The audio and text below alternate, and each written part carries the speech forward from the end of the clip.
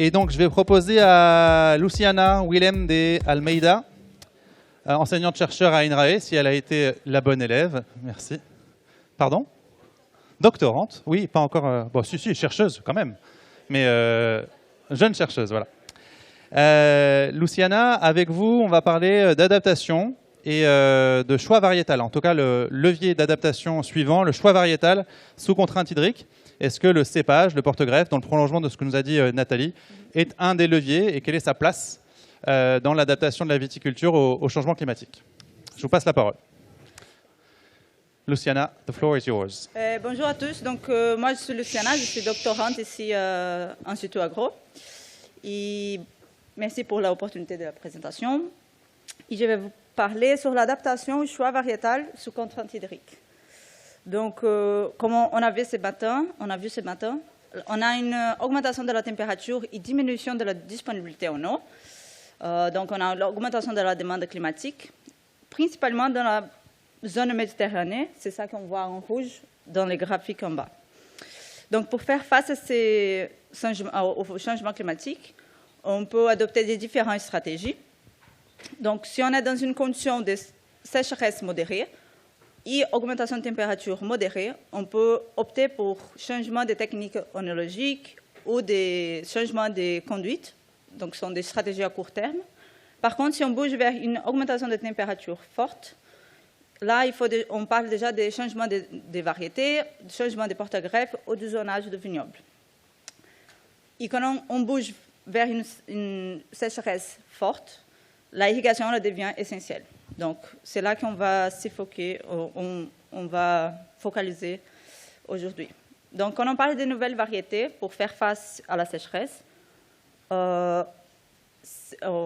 cherche une variété qui est adaptée à ces stress hydriques.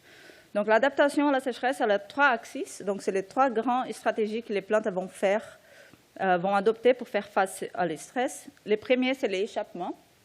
C'est quand la plante elle va terminer la croissance avant le début du stress. Et pour donner un exemple, on peut citer la phénologie. Donc, on sait qu'on a des variétés qui sont plus précoces que d'autres. Le deuxième, c'est l'évitement. Donc, là, la plante elle va augmenter l'efficience d'utilisation en eau. Et elle va faire ça, par exemple, en réduisant la canopée. Donc, elle va réduire la surface foliaire pour réduire toute la surface transpirative qu'elle a, pour éviter la perte en eau. Elle peut aussi changer les angles foliaires, fermer les histomates, comme on a vu. Donc, les histomates sont des cellules spécifiques qu'on trouve au-dessus de la feuille. Ils sont responsables pour l'échange gazeux. Donc, ils vont capter le carbone pour la production de sucre, mais quand ils captent le carbone, ils vont aussi perdre d'eau. Donc, il y a un compromis entre la production de sucre et la perte en eau que les variétés elles doivent faire. Et aussi, on doit parler sur l'augmentation d'absorption en eau. Et là, on peut penser sur le choix des porte-greffes, donc les porte-greffes plus résistants, par exemple. Et le troisième, c'est la tolérance. Donc là, la plante elle arrive à supporter la déshydratation. Et elle fait ça en augmentant la concentration des solutés. Donc, elle va augmenter la concentration des sucres solubles, cations ou des aminoacides, par exemple. Et en soi, la vigne elle est déjà considérée comme une espèce adaptée à la sécheresse, mais on a une grande variabilité entre les cépages. Et ça, c'est super intéressant. Pour donner quelques exemples, donc ici, c'est le développement de la canopée. Et on utilise les poids de bois de taille comme indicateur de ce développement. Donc ici, on a les... Ah non, j'arrive pas... Voilà. Ici, on a des kilos de poids de bois de taille en fonction de la disponibilité en eau, donc beaucoup d'eau jusqu'à une condition de déficit hydrique sévère. Et on peut voir que tous les 3 cépages qu'on présente ici, c'est 2 variétés résistantes aux maladies fongiques et la syrah. On voit que les 3 cépages elles vont diminuer leur canopée dans une condition de déficit hydrique. Mais cette diminution elle a une intensité différente. Donc ça, c'est la variabilité. Une autre caractéristique, un autre trait, c'est l'ouverture des histomates. Donc pareil, l'ouverture des histomates en fonction de la disponibilité en eau pour 2 cépages qu'on sait qui ont des comportements contrastés. Donc les 2 cépages vont diminuer l'ouverture des histomates en condition de déficit hydrique, mais à différentes intensités. L'agrainage, elle va fermer les stomates plus précocement que la Syrah. Et on a ici, c'est juste pour citer quelques autres variétés qui se comportent plutôt comme la Syrah, en vert, ou plutôt comme l'agrainage en orange. Mais c'est important de dire aussi qu'il y a un continuum entre ces comportements. Il n'y a pas que ces deux comportements super extrêmes. Et pour donner un exemple aussi sur la tolérance à la sécheresse, donc l'accumulation des solutés, ici on a la concentration des solutés sur la feuille pour deux cépages différents, la Syrah et la Cabernet Sauvignon, dans deux conditions hydriques, bien irriguées et sur déficit hydrique. Et on voit que sur déficit hydrique, les deux cépages vont augmenter la concentration. Par contre, la Syrah elle augmente d'une forme plus importante. Et ça, c'était aussi observé sur une variété qui s'appelle la Savatienne, qui est connue pour être une variété bien adaptée à la sécheresse. Donc, comme on a cette variabilité très forte des caractères, on peut penser d'avoir un idiotype, donc une variété idéale pour faire face à la sécheresse. Donc, on peut penser, on prend une variété avec une fermeture des stomates plus ou moins forte, avec une canopée petite pour transpirer, pour avoir une petite transpiration, avec un fort ajustement osmotique, donc beaucoup de concentration de solutés, une forte efficience d'utilisation en eau. On couple ça avec un porte-greffe super résistant, le 140 Ruderi, 110 R au Ramsey. Ces variétés, elle va produire bien, elle va faire de bons vins, parfait. Mais est-ce que ça, c'est possible?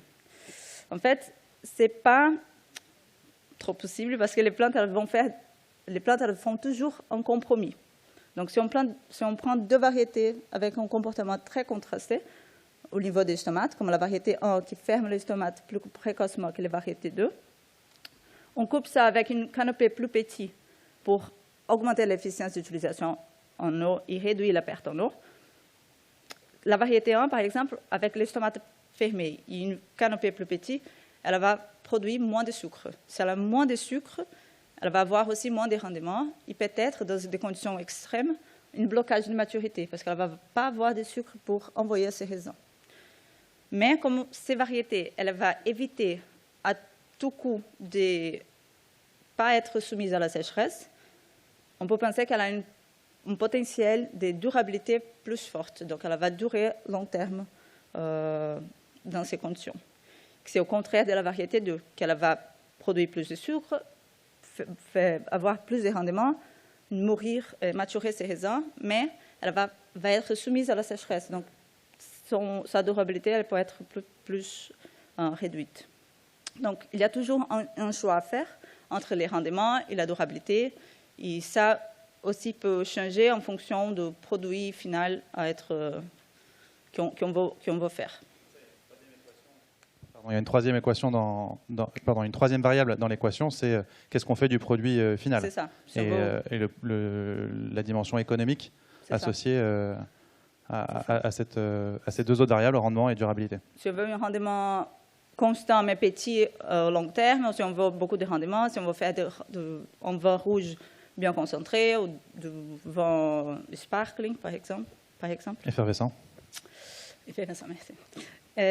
Mais on peut essayer de chercher ces idiotypes dans la variabilité qu'on a déjà sur Vitis vinifera. Donc, on sait qu'on a beaucoup de variétés dans le monde. Et on peut déjà penser d'aller sur les régions plus sèches, comme la Grèce, le sud d'Italie ou l'Espagne, pour voir les variétés autochtones qu'ils ont là-bas, parce qu'elles sont déjà acclimatées à ces conditions. Donc, avec ça en tête, des chercheurs à Gap, ils ont défini une collection de 279 variétés qui prennent en compte toute cette richesse génétique de la vigne, de la Vitis vinifera. Et ils ont pris toutes ces variétés, ils ont mis dans la même condition environnementale, dans deux conditions hydriques. Et là, ils vont essayer de trouver soit une variété bien adaptées à la sécheresse, ou soit des variétés qui peuvent être utilisées comme potentiels parents pour produire de nouvelles variétés. Donc, pour conclure, la diversification variétale, elle est très importante. Par contre, c'est une approche multifactorielle pour faire face à la sécheresse, comme on a déjà discuté aujourd'hui. Donc, c'est important de bien choisir les porte-greffes, aussi de changer les systèmes de conduite, d'opter pour des systèmes de conduite avec un feuillage réduit, comme les gobelets, aussi de faire d'ombrage avec des panneaux solaires, par exemple, diminuer la densité des plantations, mais ce n'est pas possible de transformer la vigne dans un cactus. Donc, on a encore besoin de l'eau. Donc, l'irrigation, elle est encore essentielle dans les cas extrêmes qu'on n'arrive pas à avoir les 350 litres pour produire 1 litre de mou, de raisin. Merci. Merci, Luciana. Juste avant, je retiens de votre intervention que du coup, il n'y a pas de cépage idéal. On n'a pas encore trouvé le cépage idéal pour la viticulture méditerranéenne.